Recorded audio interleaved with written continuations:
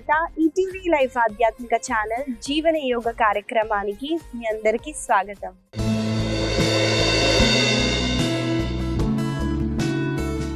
ఎలా ఉన్నారండి మీరంతా? నేనైతే చాలా బాగున్నాను. మీరందరూ కూడా బాగుంటారు, ఎందుకంటే మీరు జీవన యోగాని అలవాటు చేసుకున్నారు కాబట్టి. ఇవాళ మనము ముందుగా చేసేది నాడీ శోధన ప్రాణాయామ అండి. మనందరికీ తెలుసు నాడీ శోధన ప్రాణాయామ ఎలా చేయాలో, కానీ మళ్ళీ చూపిస్తానండి. ఎవరికైతే తెలీదో వాళ్ళకి ఈజీగా ఉంటుంది. ముందుగా మనము సుఖాసన లేదా సిద్ధాసనాలో కూర్చోవచ్చండి. సిద్ధాసన అంటే మనము రెండు కాళ్ళు ఒకటే లైన్లో ఉండేటట్టు చూసుకుంటాము. కాళ్ళ వేళ్ళని లోపలికి పుష్ చేస్తాము. ఎడమ చేతిని చిన్ ముద్రలో పెడతామండి. బొటన వేలు చూపుడు వేలుని టచ్ చేస్తాము.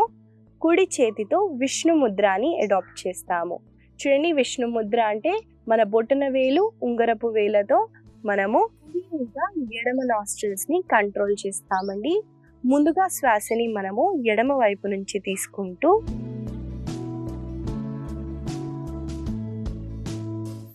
వదిలేటప్పుడు కుడి వైపు నుంచి వదలండి. మళ్ళీ శ్వాసని తీసుకుంటున్నప్పుడు కుడి వైపు నుంచి, శ్వాసని వదిలేటప్పుడు ఎడమ వైపు నుంచి వదలండి.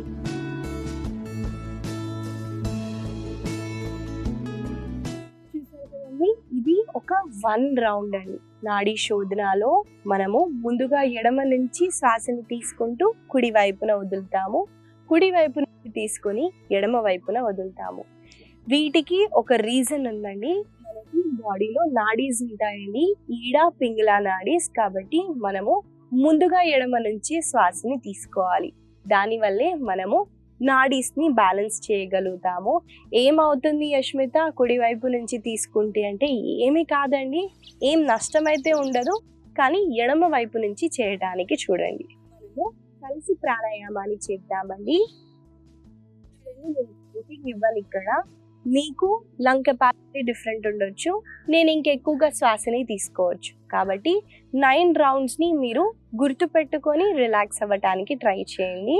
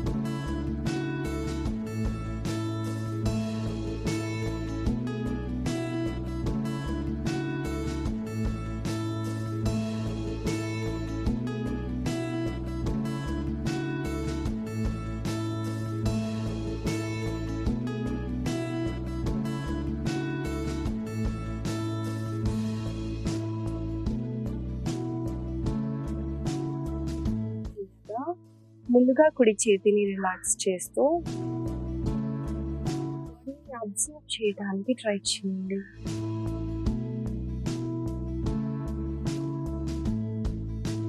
ఎప్పుడైతే మీరు కంఫర్టబుల్గా ఫీల్ అవుతారో 2 చేతుల్ని ఇలా దగ్గరికి పెడుతూ కళ్ళ పైన పెట్టి మెల్లమెల్లగా చేతుల్లో ఉన్న గ్యాప్స్ని చూస్తూ ఒక బ్యూటిఫుల్ స్మైల్ తో కళ్ళని తెరవండి. ఇదండి నాడీ శోధన ప్రాణాయామ. ఈ ప్రాణాయామ మీకు జలుబు ఉందనుకోండి లేదా నోస్ బ్లాకేజ్ ఉందనుకోండి, మనము ఈ ప్రాణాయామాన్ని చేయలేమండి. కాబట్టి మీకు ఫ్లూ ఉంటే కానీ భస్త్రికా ప్రాణాయామ చేయండి లేదా కపాలభాతి ప్రాణాయామ చేయండి. ఈ ప్రాణాయామ చేయడం వల్ల ముఖ్యంగా చూడండి, అన్ని ప్రాణాయామాస్లో దీన్ని కింగ్ ఆఫ్ ద ప్రాణాయామ అంటారు. అన్నిట్లో రాజు, మనందరంకి తెలుసండి. దీనికి రాజు అంటే సింహం అని అంటాము. అలాగే ప్రాణాయామాస్లో దీన్ని కింగ్ అంటారండి.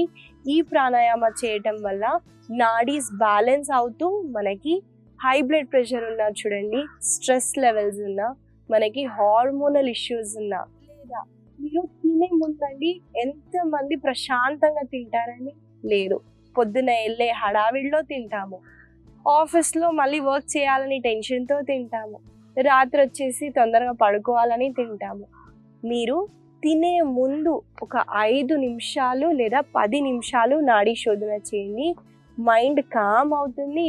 మీరు ఏదైతే ఆహారం తీసుకుంటున్నారో అది మన శరీరానికి అందుతుందండి, లేదా అనవసరంగా టాక్సిన్ అవుతుంది.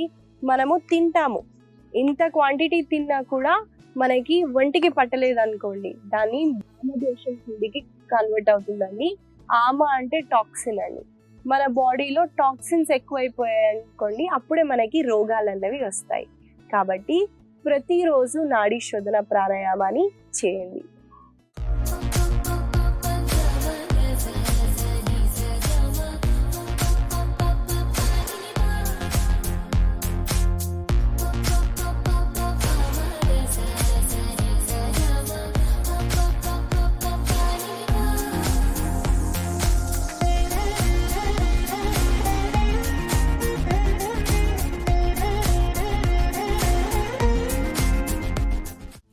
మన సాధనలో ముందుగా చేయబోయే ఆసన పేరు పరివృత ఉత్కటాసన. ఈ ఆసన ఎలా చేయాలో చూపిస్తానండి. ఈ ఆసన చేయటానికి ముందుగా మనము తాడాసనాలో నిల్చోవాలి. కాబట్టి ఏ హ్యాండ్ సపోర్ట్ లేకుండా నిల్చోవటానికి ట్రై చేయండి.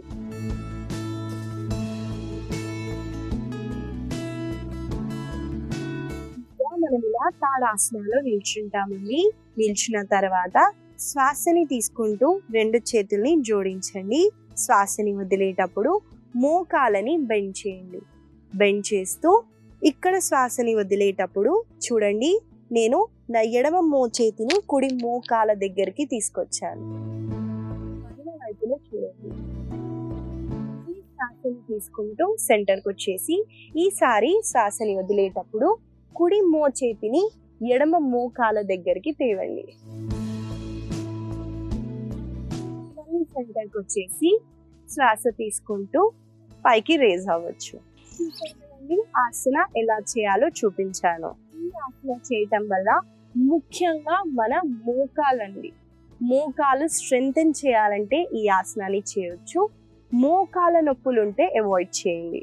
అలాగే మన తొడల్ని స్ట్రెంగ్తెన్ చేస్తుందండి, మన యాంకిల్స్ ని కూడా స్ట్రెంగ్తెన్ చేస్తుంది. అలాగే ఇక్కడ మనము ట్విస్ట్ అవుతున్నాం కదండి, అబ్డామినల్ మజిల్స్ మీద వర్క్ అవుతుంది. అలాగే డయాబెటీస్ ఇష్యూస్ ఉన్న వాళ్ళకి ఇది ఒక గొప్ప ఆసన అండి. మీరు దీన్ని ప్రతిరోజు ఇంక్లూడ్ చేస్తూ చేయడానికి ట్రై చేయండి. ఈ ఆసనాన్ని మనం కొన్నిసార్లు చేద్దాము, నాతో పాటు మీరు చేయండి.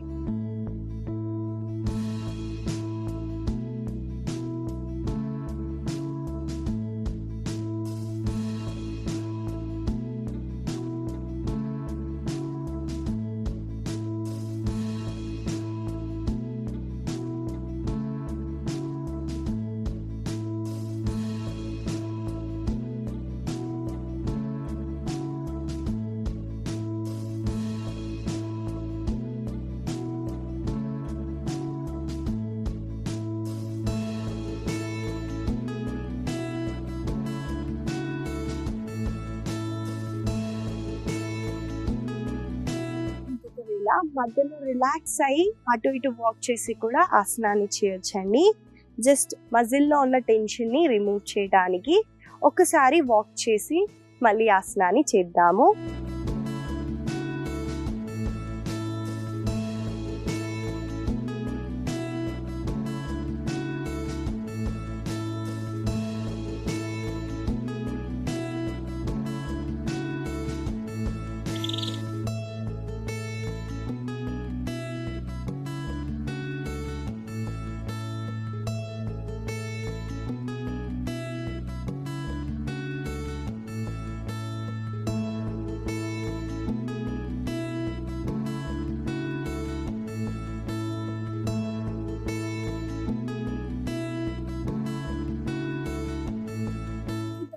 పారివృత ఉత్కటాసన. ఈ ఆసనాన్ని మీరు ప్రతిరోజు సీక్వెన్స్ లో యాడ్ చేస్తూ ప్రాక్టీస్ చేయడానికి ట్రై చేయండి. మనము తర్వాత చేయబోయే ఆసన పేరు మేరుదండాసన. ఈ ఆసన ఎలా చేయాలో చూపిస్తానండి. ముందుగా చూడండి, మనము దండాసనాలో కూర్చుంటామండి. 2 కాళ్ళని అలా చాపుతూ మీరు 2 చేతుల్ని కింద పెట్టండి. పెట్టిన తర్వాత ఇప్పుడు 2 కాళ్ళ అరికాలని దగ్గరికి తేవండి. చూడండి, నేను 2 కాళ్ళ అరికాలని ఇలా జోడించండి ముందుగా. తర్వాత మనము చూడండి, నేను నా కుడి చేతుల్లో ఉన్న బొటన వేలు, చూపుడు వేలు, మధ్యపు వేలతో నేను బొటన వేలు, కాళ్ళ వేళ్ళ బొటన వేలని హోల్డ్ చేస్తున్నానండి. హోల్డ్ చేస్తూ మీరు శ్వాసని తీసుకుంటూ కొంచెం వెనక్కి వెళ్ళండి. చూడండి, టేల్ బోన్ అంటారు కదండి, మన వర్టిబ్రాస్ లో లాస్ట్ లో ఉండే టేల్ బోన్ పైన మనము బ్యాలెన్స్ చేస్తూ శ్వాసని తీసుకుంటూ 2 కాళ్ళని స్ట్రెచ్ చేయండి.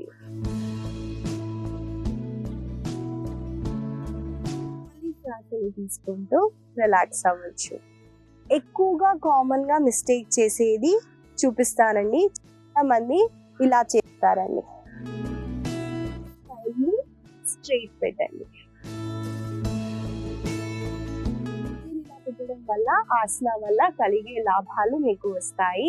అలాగే మీకు ఏదైనా చూడండి, ఆర్మ్ స్ట్రింగ్ లో కానివ్వండి, మజిల్ టేర్ ఉన్నా కూడా మీరు ఈ ఆసనాన్ని అవాయిడ్ చేయండి. అలాగే మనకి సాక్రల్ ఇన్ఫెక్షన్స్ ఉన్నా కూడా, లేదా హిప్ దగ్గర ఇంజురీస్ ఉన్నా కూడా అవాయిడ్ చేయండి. లేదా ఈ ఆసనాన్ని ప్రతి ఒక్కరూ ప్రాక్టీస్ చేయవచ్చు. ఈ ఆసన చేయడం వల్ల మనకి ముఖ్యంగా హిప్ ఓపెనింగ్ అన్నది అవుతుంది. అలాగే కాళ్ళల్లో వెనకాల భాగం దగ్గర చాలా మంచి స్ట్రెచ్ ఉంటుంది. ఇక్కడ మనము బ్యాలెన్స్ చేస్తున్నాం కాబట్టి ఫోకస్, కాన్సన్ట్రేషన్ కూడా పెరుగుతుందండి. 2 కాళ్ళని ఒకటేసారిగా మీరు స్ట్రెచ్ చేయలేకపోయినా ఒక కాళ్ళని స్ట్రెచ్ చేస్తూ ఇంకో కాళ్ళని స్ట్రెచ్ చేయడానికి ట్రై చేయండి. ఈ ఆసనాన్ని మనము కొన్నిసార్లు చేద్దాము. నాతో పాటు మీరు చేయండి.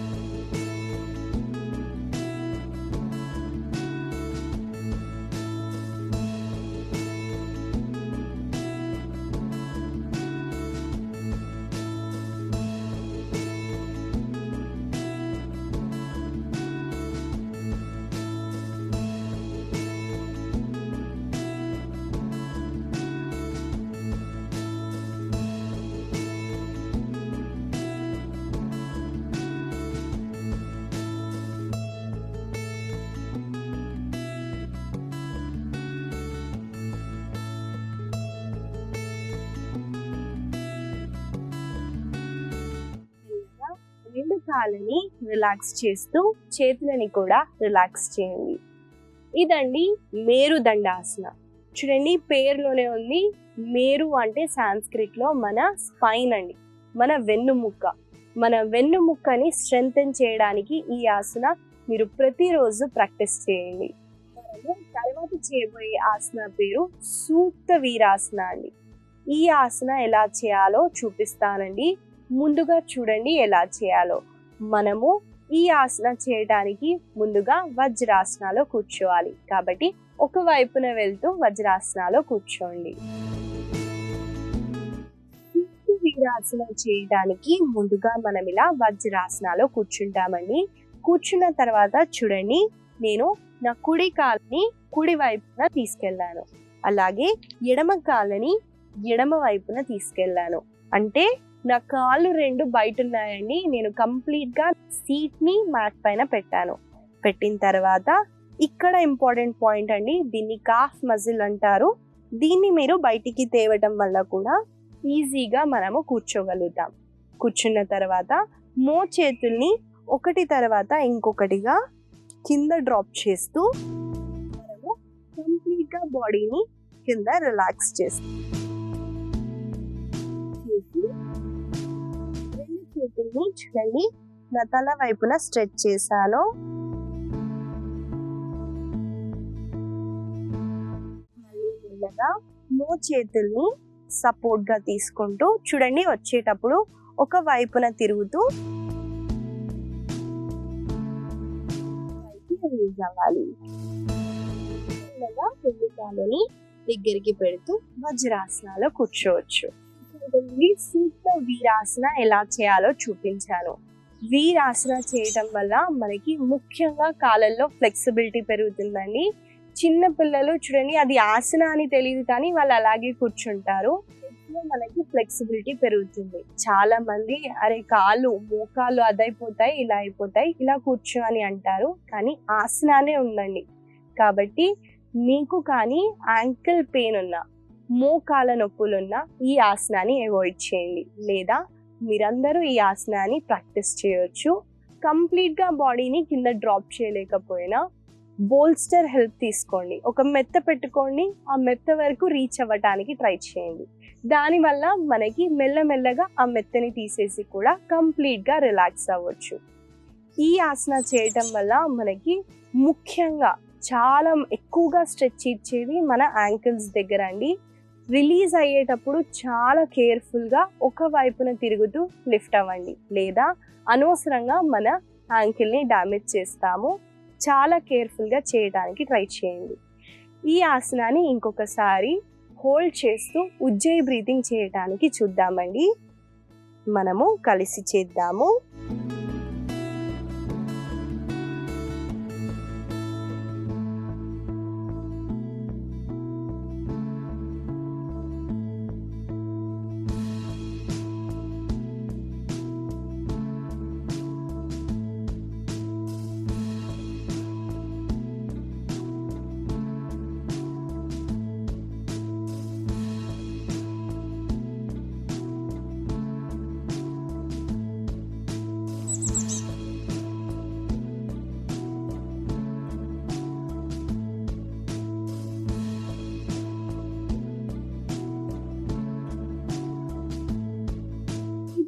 సూక్త వీరాసన.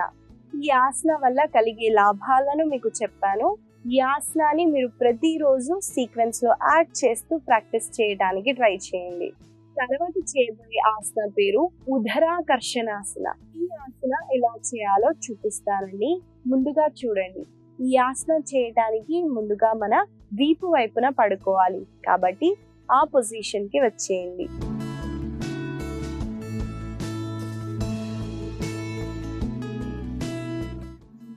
ఇలా శవాసనాలో రెస్ట్ చేస్తారండి. రెస్ట్ చేసిన తర్వాత చూడండి, చేతుల్ని మీ భుజాల లెంత్ లో పెట్టండి. పెట్టిన తర్వాత శ్వాసని తీసుకుంటూ కుడి కాలని పైకెత్తండి. ఎత్తి కుడి కాలని ఎడమ తొడ దగ్గర పెట్టండి. పెట్టిన తర్వాత ఇక్కడ శ్వాసని తీసుకుంటూ శ్వాసని వదిలేటప్పుడు ఎడమ చేతితో కుడి మోకాలని ఎడమ వైపున తీసుకొని రండి. అలాగే కుడి వైపున చూడండి.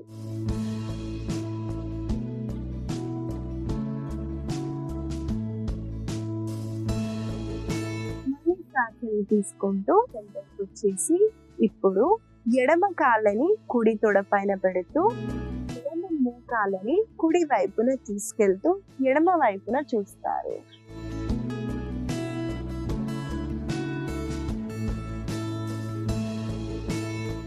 శ్వాసని తీసుకుంటూ సెంటర్కి వచ్చేసి రిలాక్స్ అవుతారు. ఎలా చేయాలో చూపించానండి. మనము కలిసి చేద్దాము ఆసనాన్ని. నాతో పాటు మీరు చేయండి.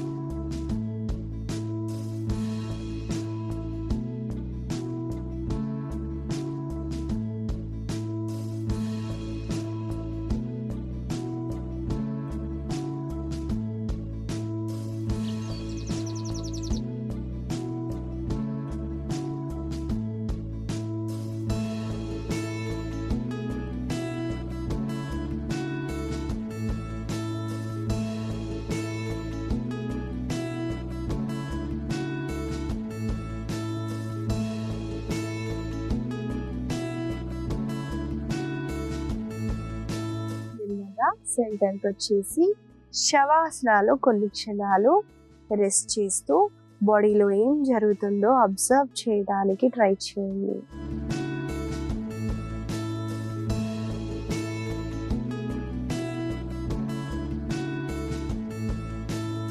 మెల్లగా ఒక వైపున తిరుగుతూ సుఖాసనాలో కూర్చోండి.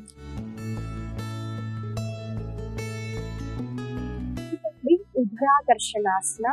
ఈ ఆసన చేయటం వల్ల ముఖ్యంగా చూడండి, ఎక్కువగా యోగా సాధన చేసిన తర్వాత ఈ ఆసన చేయటం వల్ల మనకి అనేది రిలాక్స్ అవుతుందండి. అలాగే దీన్ని స్పైనల్ ట్విస్ట్ ఆసన అంటారు.